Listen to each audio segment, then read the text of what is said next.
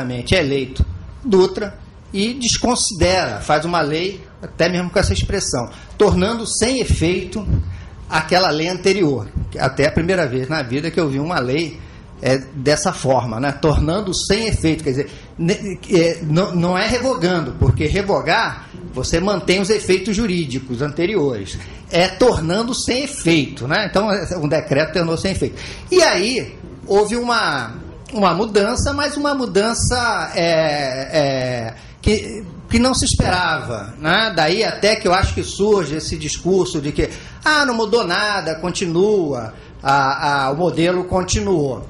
Realmente o modelo continuou, a diferença continuou nesse primeiro momento, a diferença foi em relação à possibilidade maior de greve, né? Porque acaba aquela proibição da Constituição de 37 da greve, e há uma maior liberdade no país, simplesmente, em torno de movimentos sociais, etc. Mas o modelo até continua.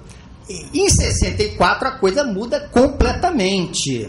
Completamente. Eu acho que não dá para falar em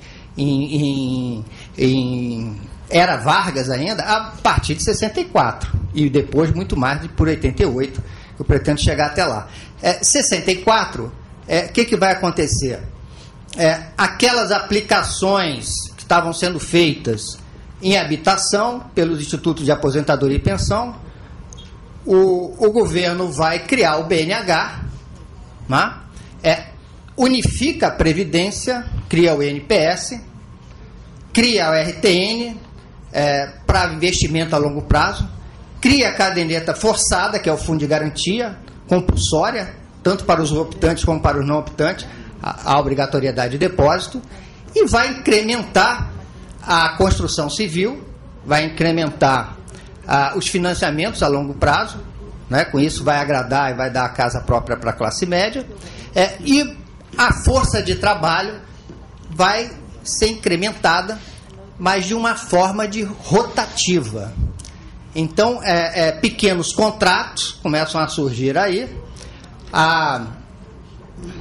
o governo vai criar Departamento Nacional de Mão de Obra, que era uma coisa que era atribuição dos sindicatos, com agência de colocação, tira os sindicatos dessa atividade, privatiza e depois vai criar a Lei 6.019, que é o trabalho temporário, privatizando e tornando lucrativo a intermediação de mão de obra. Quer dizer, vai haver uma acoplagem entre a locação de mão de obra, que isso é uma coisa, com intermediação. Vai haver uma mistura aí, né, de um processo que o Brasil vai ser muito avançado. Coisas que vão ocorrer na Europa na década de 80, o Brasil estava fazendo aqui na década de 60, no sentido de dinamizar. Cria o contrato de experiência, cria o estágio, só existia o estágio da OAB, por uma portaria, se cria o estágio para todas as categorias. E o que vai acontecer? Pela primeira vez vai surgir uma lei de flexibilização, que é a 4.923, que vai permitir a redução dos salários por meio de negociação coletiva.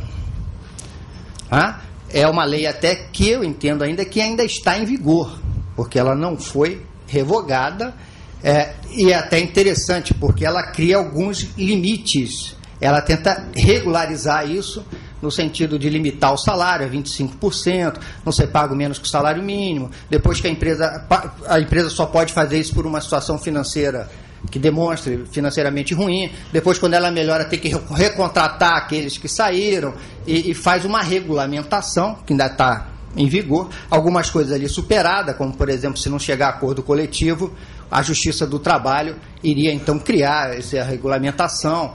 Isso aí, evidentemente, hoje não é recebido pela atual Constituição. Então, nós tivemos um processo em que praticamente acabou aquela estrutura corporativa até então existente, né, com a Previdência Social, fica simplesmente com os sindicatos. Então, passa a ter a classificação, né, feita pelo Ministério do Trabalho, né, pela SES, a Comissão de Enquadramento Sindical, continua, né, o Estado outorgando as cartas sindicais, e dirimindo os conflitos entre sindicatos. Então nós tivemos aí esse processo, aumenta e regulariza a representação sindical, porque as lideranças foram perseguidas, presas desse período, mas se cria um sindicalismo consolidando a representação jurídica dos sindicatos. Bem, com a Constituição de 88, nós vamos ter um rompimento, né? Se já em 64 tivemos um rompimento com a estrutura Vargas, vamos ter um rompimento muito forte com a Constituição de 88. O primeiro deles é o próprio desligamento do Estado, da interferência do Estado na estrutura sindical. Como todo mundo sabe, isso aí é um golpe fortíssimo, muito, muito importante. Alguns sociólogos dizem que continua a mesma coisa, porque tirou do poder executivo e ficou com o poder judiciário. Mas quem fala isso realmente não tem nenhuma noção do que seja o poder judiciário, porque uma coisa é você gerir os sindicatos como era, né? Você cria, você desmembra, você interfere na eleição sindical, você faz a interferência. Outra coisa é o judiciário, que só recebe aquilo que é provocado, uma lide. Né? E, evidentemente, né, você não tem um judiciário organizando e gerenciando a estrutura sindical, que, aliás, isso já é até um outro problema. Não houve uma regulamentação posterior à Constituição de 88, né? Ficou aquela história do registro só, e acontece que os conflitos começaram a surgir sem ter um conflito entre os próprios sindicatos, a partir do momento que se manteve a unicidade sindical. Agora, a Carta de 88, ela foi uma carta que eu diria que não foi tanto do direito do trabalho daquele lado contratualista. A Constituição de 88, ela foi a força do movimento sindical que existia na época. Então, além do afastamento do Estado, foram várias vantagens ali e poderes que o sindicato adquiriram. A representação, né, o reconhecimento dos acordos coletivos, se bem que isso existia na Constituição anterior, mas já veio com uma conotação mais forte. A obrigatoriedade da participação dos sindicatos na negociação, que, como eu disse, poderia ter a possibilidade de grupos de trabalhadores negociarem, né?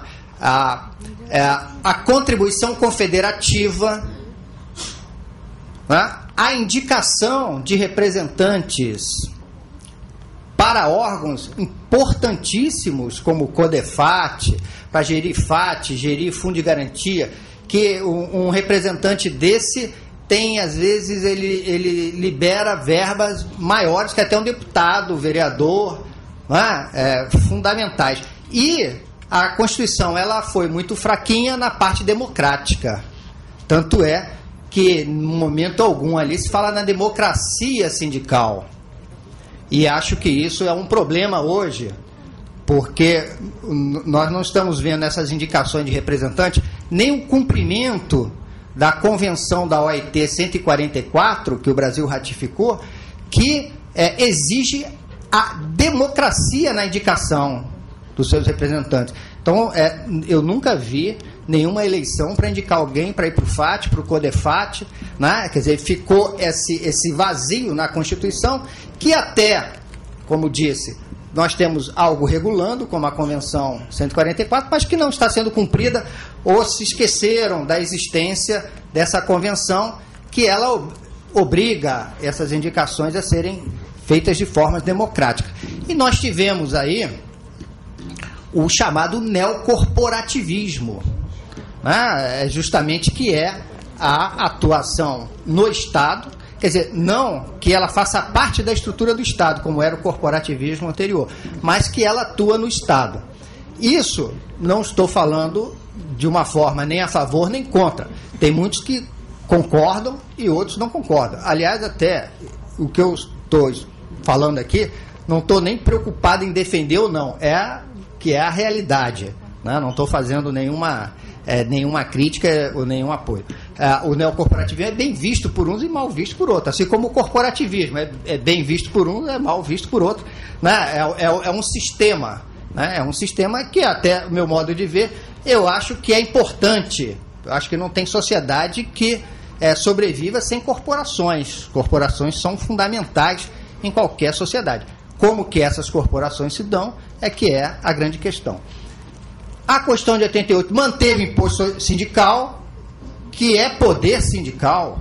Eu acho que se criou, né, uma ideologia, se assim pode dizer, contrária ao imposto sindical, que você pode criticar o imposto sindical. Agora, para você criticar, você tem que ter uma contraposição. Porque você tem, por exemplo, países que não têm imposto sindical, mas tem afiliação obrigatória. Caso dos Estados Unidos, por exemplo. A União Shop. Então, você pode, por exemplo, deixar de obrigar a pagar e obrigar a filiar. Ou, enfim...